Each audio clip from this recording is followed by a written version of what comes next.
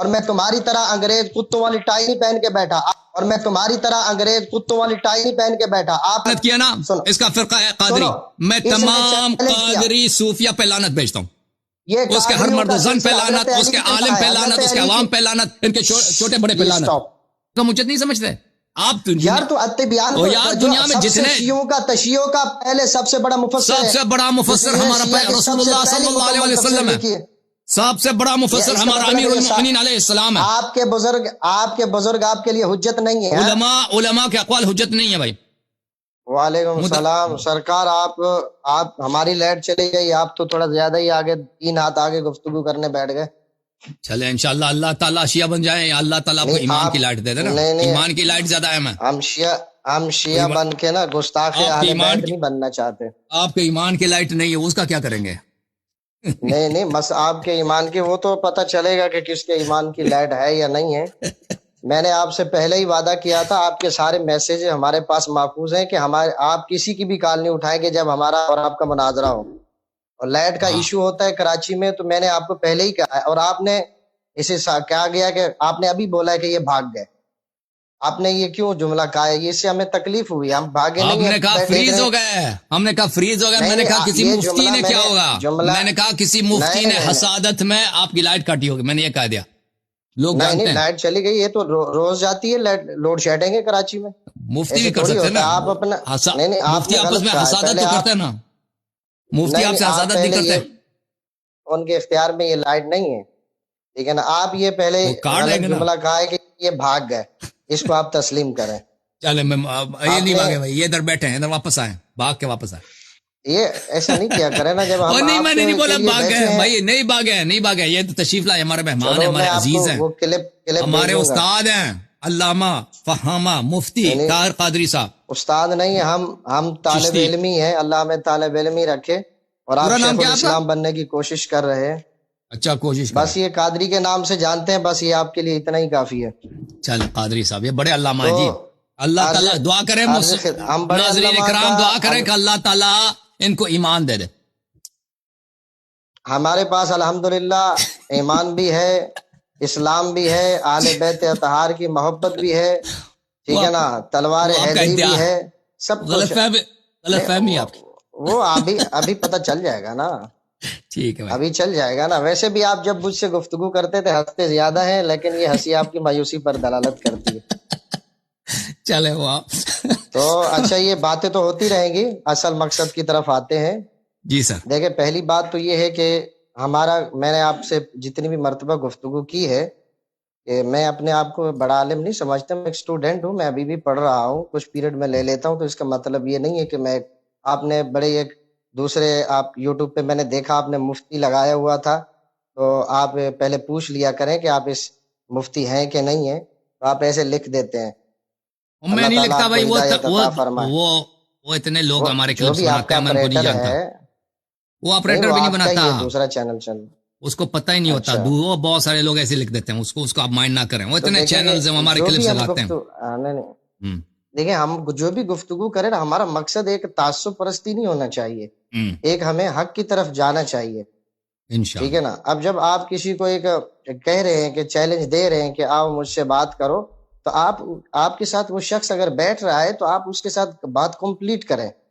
آپ یہ تھوڑی سی بات کر کے اگر کوئی مسئلہ ہو جاتا ہے تو آپ کہتے ہیں کہ نہیں جی اب ٹائم ختم ہو گیا جی. اب یہ اس طرح کی گفتگو ایک آپ جیسے شخص کے لیے بھی اچھی نہیں ہے. آپ اپنے آپ کو مبلغ اسلام کہتے ہیں، تو اس طرح نہیں ہونا چاہیے. ویسے اخلاقیات کے اندر دیکھا بھی جائے. ابھی سے پہلی گزارش یہی کروں گا کہ ابھی آپ میرے ساتھ بیٹھے ہیں، آپ دیکھ سکتے ہیں ہمارے یہاں لائٹ نہیں ہے، ہم نے ایسے ہی ٹارچ جلائی ہوئی ہے. تو اگر کال کٹ بھی جائے تو ہم دوبارہ کنیکٹ کریں گے، لیکن جب تک ہمارا موضوع کمپلیٹ نہیں ہوتا کسی اور کی کال نہیں اٹھائیں گے. اگر درمیان میں وقفہ آ جاتا ہے 5 منٹ میں، تو جو ہے نا آپ جو ہے نا نعت رسول مقبول صلی اللہ علیہ وسلم پڑھتے رہنا یا درود پاک پڑھتے رہنا، اتنے میں ہم بھی آ جائیں گے. ٹھیک صحیح ہے نا؟ صحیح ہے. اچھا عرض خدمت یہ ہے کہ مجھے کسی نے آپ کا کلپ سنایا، کیونکہ میں زیادہ تر سوشل میڈیا سے دور رہتا ہوں، کہ اس میں آپ نے ایک قرآن کا حوالہ دے رہے تھے کسی تفسیر کا. اب وہ آپ کے علم میں ہوگی کیونکہ حوالہ آپ دے رہے ہیں کہ اس میں صحابہ کرام رضوان اللہ اجمعین حضور کے بعد سارے معاذ اللہ مرتد. تو اب پہلے یہ بتائیں کہ یہ تفسیر کہاں ہے، کس کی ہے، یہ جو آپ حوالہ دے رہے تھے. لیکن میں نے تھوڑا سا سنا ہے، میں نے کہا چلو میں سامنے بیٹھ کے پوچھ لوں گا برادرانہ طور پر، تاکہ ہمیں بھی پتہ چلے کہ ہو سکتا ہے ہم اس چیز سے غافل ہوں. یہ حضرت پوچھ رہے ہیں کہ میں نے کبھی بولا کہ قرآن کی کوئی آیت ہے کہ سب صحابہ کافر ہو گئے، اور پوچھیں کون سی آیت ہے بھائی، میں نے پڑھی ہے اس طرح کیا ہے، تو آپ کوئی یاد دلا دے نا. سورہ محمد کا شاید آپ حوالہ دے رہے تھے. مجھے یاد نہیں پڑتا بھائی، کوئی کچھ یاد دلا دے اس سے زیادہ.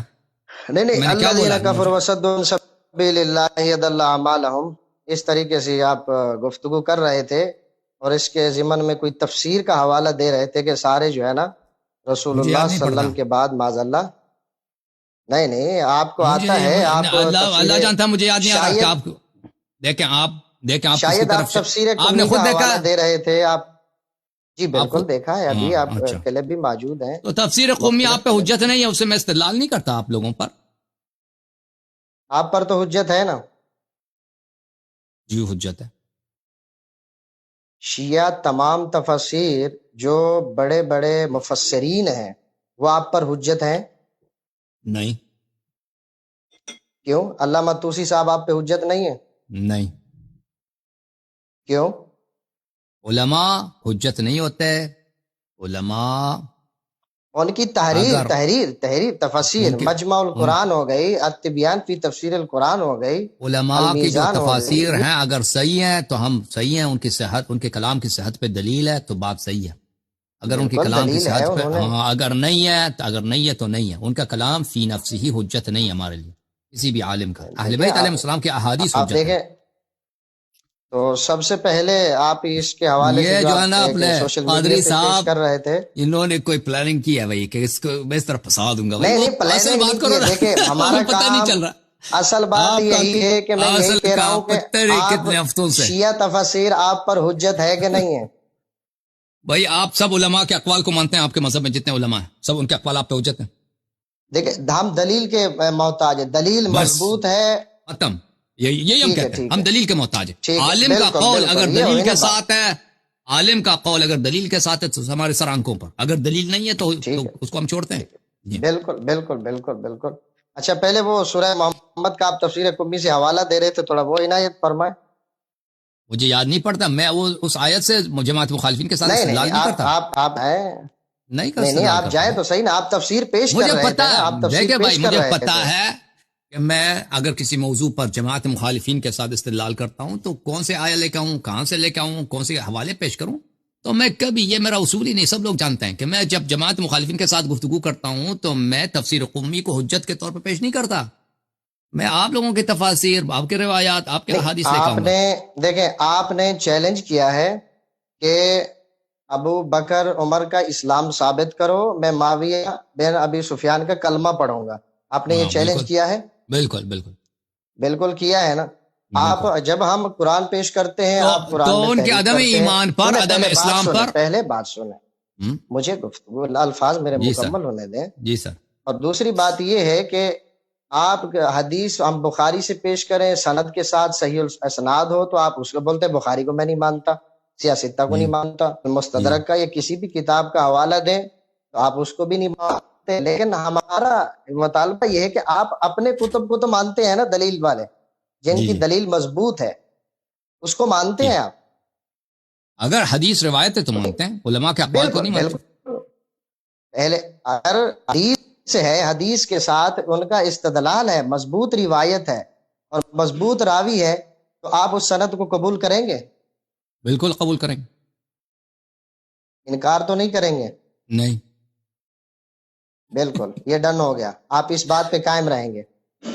ٹھیک ہے بھائی، وہ سورہ محمد صلی اللہ علیہ وسلم نہیں، یہ سورہ حجرات ہے، آپ کو غلط فہمی ہو گئی. نہیں بالکل نہیں. میں تفسیر قمی لے کے آتا ہوں، جی. یہ میرے ہاتھ میں تفسیر قمی، آپ کہہ دیں میں کون سا، آپ کا کیا چاہتے ہیں، کون سا صفحہ کھول دوں، کیا کون سی روایت اس میں ہے جو آپ نے جو دعویٰ کیا ہے یہاں سے دلیل دی ہے اور وہی دلیل میرے سامنے دیں. او بھائی مجھے یہ دیکھیں عزیزو، یہ کہتے ہیں آپ نے سورہ محمد صلی اللہ علیہ وسلم سے دلیل دیا، اور دلیل مجھ سے طلب کرو نا، دلیل دینا میرا کام تفسیر قمی سے ارتداد صحابہ کی دلیل دی ہے، آپ وہی میرے سامنے پیش کریں۔ وہ جب میں اپنے منہ سے کہہ رہا ہوں کہ یہ تفسیر قمی آپ پہ حجت نہیں، میں اس طرح استدلال نہیں کرتا آپ پہ تو حجت ہے نا، آپ ہماری دیکھیں اور پرا گل سنو جی جی بولو بولو بولو۔ اب میرے عزیز مفتی صاحب، میں نہیں کہتا، کبھی میرا اصول نہیں ہے کہ میں آپ لوگوں کے لیے شیعہ حدیث لے کے آؤں، یہ جو ہے فلان حدیث میں لکھا ہے کہ ابو بکر عمر مسلمان نہیں تھے، وہ اس لیے آپ وہ مسلمان نہیں ہیں۔ بھائی میں آپ کے کتب سے لاؤں گا، تو آپ جو استدلال فرما رہے ہیں کہ میں نے سورہ محمد صلی اللہ علیہ وآلہ وسلم، میں صلی اللہ علیہ وسلم میں مانتا ہوں، تو آپ مجھے بتائیں کہ میں کیا کھول دوں اس میں سے، آپ کیا پوائنٹ کیا ہے، میں کہاں کھول دوں؟ پہلے یہ تفسیر قمی ہے، مجھے بتاؤ بتاؤ، سورہ محمد صلی اللہ علیہ وسلم کھول لیتا ہوں۔ جی ایک گفتگو مجھے پوری کرنے دی کرے، لیکن میری ایک بات سن لیں۔ آپ کہتے ہو کہ آپ کی کتب ہمارے اوپر حجت نہیں ہے، تفاسیر حجت نہیں ہے، اور ہم یہ کہتے ہیں کہ آپ کی جو کتاب تفاسیر ہم پہ حجت نہیں۔ آپ اپنی کو تو مانو، یا دونوں کا انکار کرو گے؟ کسی ایک آپ خطے میں جائیں گے کہ نہیں جائیں گے؟ اپنی کتابوں کو مان رہے ہیں بھائی، تو آپ بسم اللہ کریں۔ بالکل آپ بسم اللہ کریں، مان رہے ہیں تو پھر بسم اللہ کریں۔ آپ یہ تفسیر قمی کے بڑے حوالے دیتے ہیں تو وہ اب میرے سامنے پیش کریں۔ یہ ان کا مکر ہے بھائی، ہم آپ سے استدلال کرتے ہیں، مکر نہیں ہے۔ دیکھیں اللہ یاری صاحب، جو اگر میں صبح تک بیٹھا ہوں، جب تک بات کمپلیٹ نہیں ہو، میں کسی بھی ایک اہل سنت کی کتب سے حوالہ نہیں دوں گا، اور تمام تر آپ کی تفاسیر ہوں گی، آپ کی کتابیں ہوں گی، دلیل کے ساتھ ہوں گی۔ اگر آپ ان کا انکار کریں گے تو علل اعلان کریں گے، یہاں آپ کو یہ کتاب ہے تفسیر قمی جلد نمبر 2، یہ تفسیر سورہ محمد صلی اللہ علیہ وسلم۔ بتاؤ بھائی کیا پڑھنا چاہتے ہیں اس میں؟ خود پڑھو نا، تم خود پڑھو، آپ پڑھو، آپ نے لوگوں کو بتایا ہے؟ نہیں اللہ یاری صاحب، دیکھو آپ ہمارے برادر ہیں، ہم آپ سے ہم ایک ہدایت کی طرف جانا چاہتے ہیں بھائی، ہم حق کی تلاش میں ہیں۔ ابھی مجھے بات کرنے دو، دیکھیں لوگوں کو بولتے رہتے ہیں، مجھے بات کرنے دو 30 سیکنڈ۔ دیکھیں آپ مجھ سے دلیل مانگے ہیں، کہہ دیں تو اے شیخ حسن اللہ یاری، تم ابو بکر عمر کو مسلمان نہیں مانتے، تمہاری دلیل کیا ہے؟ تو میں آپ کو بتا دوں گا کہ میری دلیل یہ ہے، ٹھیک ہے نا؟ اب تم کہتے ہو کہ تم حسن اللہ یاری، اجازت دیں کہ تم کتاب تفسیر قمی سے تم ابو بکر عمر کی جو ہے عدم اسلام ثابت کرتے ہو، تو میں عرض کر رہا ہوں کہ یہ میرا شیوا نہیں ہے۔ جو لوگ جانتے ہیں وہ اچھی طرح جانتے ہیں، جو پروگرام کہ میں کبھی شیعہ کتب سے استدلال نہیں کرتا مخالفین کے لیے کہ ابو بکر عمر اس لیے اسلام سے خارج ہے کیونکہ شیعہ کتاب میں لکھا ہے، کیونکہ وہ حجت ہی نہیں ہے، استدلال ہی باطل ہے۔ یہ میں اس طرح کا کام انجام ہی نہیں دیتا، آپ کا نقطہ نظر ہی باطل ہے میرے بھائی۔ میں نے اگر ابو بکر عمر کے عدم اسلام پہ استدلال کیا ہے تو آپ کے کتب سے کیا۔ ابھی آپ کے پاس کوئی نقطہ ہے، میں سمجھتا ہوں آپ کے پاس، آپ کے ذہن میں کوئی حرف ہے، کوئی پوائنٹ ہے جو اس تفسیر قمی میں ہے، تو میں یہ کھول لیا ہوں۔ اب آپ اس روایت کو پڑھیں، آپ خود پڑھیں۔ اب نہیں چاہتے تو آپ بتائیں، میں پڑھ لیتا ہوں۔ آپ پڑھیں، آپ کیوں نہیں؟ آپ کے پاس نہیں ہے، آپ پڑھو نا، میرے پاس ہے، آپ پڑھیں، آپ کے ہاتھ میں ہے۔ اس میں تو بہت سارے روایات ہیں، کس روایت کی آپ بات کر رہے ہیں؟ کس روایت کی آپ بات کر رہے ہیں؟ آپ جو تفسیر ہے صورت اسی الذین کفروا وصدوا عن سبیل اللہ کی بڑے دھڑلے سے بیان کر رہے تھے، آپ وہ ابھی بیان کریں میرے سامنے۔ وہ آپ کی غلط فہمی ہے کہ میں نے اس آیت سے ابو بکر عمر کا اسلام ثابت کیا۔ میں بالکل کیا ہے، آپ نے خود کہا ہے کہ یہاں سارے صحابہ مرتد ہو گئے۔ میں ابھی آپ کا کلپ نکالو، باسط کلپ نکالو، وہ تفسیر کا حوالہ دے رہے ہیں۔